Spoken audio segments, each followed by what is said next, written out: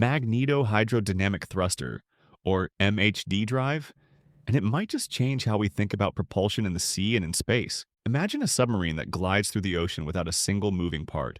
No propellers, no sound, just pure electromagnetic thrust. It sounds like science fiction, like something from The Hunt for Red October or a classified Navy prototype. But it's real. This technology is completely silent, has no mechanical components, and works by applying magnetic and electric fields to accelerate conductive fluids like seawater or liquid metal. While it's been dramatized in fiction for decades, the MHD thruster is far from fantasy. It's a real concept that engineers have been working on since the 20th century, and recent breakthroughs are starting to make it viable. Back in the 1990s, Japan built a real-world prototype called the Yamato one. It was a fully functioning MHD-powered ship. It could glide through the water without any moving parts, generating propulsion entirely through electromagnetic forces. But it wasn't perfect. The Yamato one could only reach a speed of about 8 knots. It required diesel generators for power, and its magnetic field made it detectable. It also needed cryogenic cooling, a serious limitation. Still, the potential of MHD drives is huge. They could offer greater maneuverability, eliminate cavitation, and drastically reduce acoustic signatures, making submarines nearly undetectable. Theoretical models even suggest that a nuclear-powered MHD submarine could surpass 100 knots, twice as fast as today's fastest. So how do these drives actually work? MHD thrusters rely on the Lorentz force. When a conductive fluid moves through an area with perpendicular magnetic and electric fields, charged particles inside that fluid experience a force that pushes the entire fluid forward. That's the basic principle. Designing such a system involves careful use of current density and magnetic flux density. These variables help determine the force applied to the fluid. The orientation of these fields follows the right-hand rule, a fundamental principle in electromagnetism. In a lab setting, researchers have built MHD pumps that can move liquid metal using this principle. All you need is an anode, a cathode, and a strong enough magnetic field. A common liquid metal mix used is gallium, indium, and tin. It's highly conductive, has a wide temperature range, and flows easily. Such systems can efficiently convert kinetic energy into electricity, or vice versa. That makes MHD a compelling option for closed systems like nuclear reactors or advanced cooling loops. In the future, an MHD-based power generator could directly convert thermal energy into electricity, bypassing turbines entirely. But it's not easy to build. Seawater-based MHD thrusters follow a similar principle, but with a key difference: conductivity. Seawater is far less conductive than liquid metal, so much more power is required to move it effectively.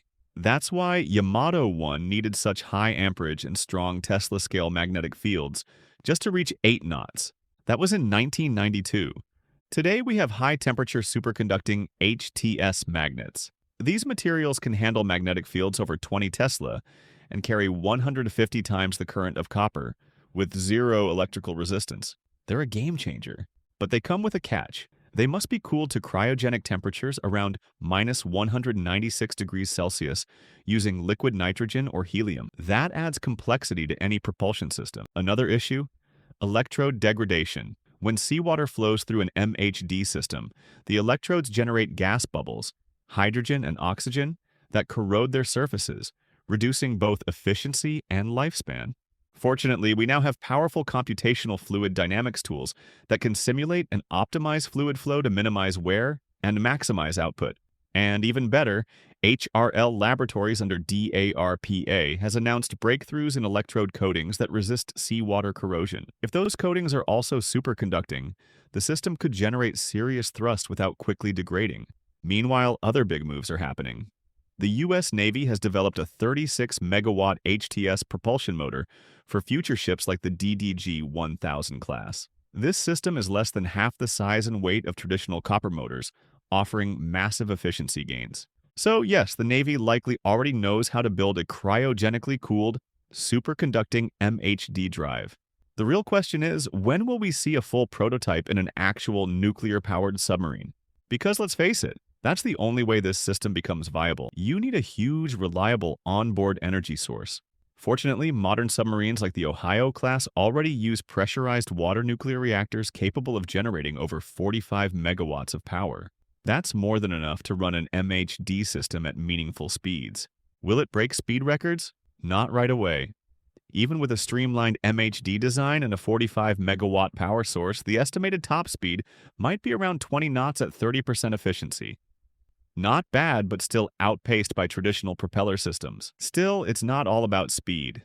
It's about stealth, longevity, and eliminating moving parts that require maintenance and create noise. In those areas, MHD is a serious contender. And it's not just for submarines. NASA is currently testing MHD applications in hypersonic flight. The goal? Controlling plasma flow to reduce drag and heat during atmospheric reentry. By actively managing shock waves with electromagnetic fields, spacecraft could achieve smoother, safer descents. Or maybe even generate electricity from the heat. This approach could outclass passive aerodynamic systems entirely. There's intense research into reducing heat and drag for next-gen space vehicles, and MHD could be the key. Even the VASIMR engine, a plasma-based space propulsion concept, relies on MHD principles. It could radically improve long-distance space travel, but we'll save that for another video. In short, magnetohydrodynamic propulsion has real promise. Submarines, spacecraft, power plants all could benefit. But the tech is still constrained by its need for vast, consistent energy. Once we solve that, the future of propulsion might be electromagnetic, silent, and shockingly efficient. Now, if you found this interesting, give it a like and hit subscribe. There's a lot more innovation coming your way.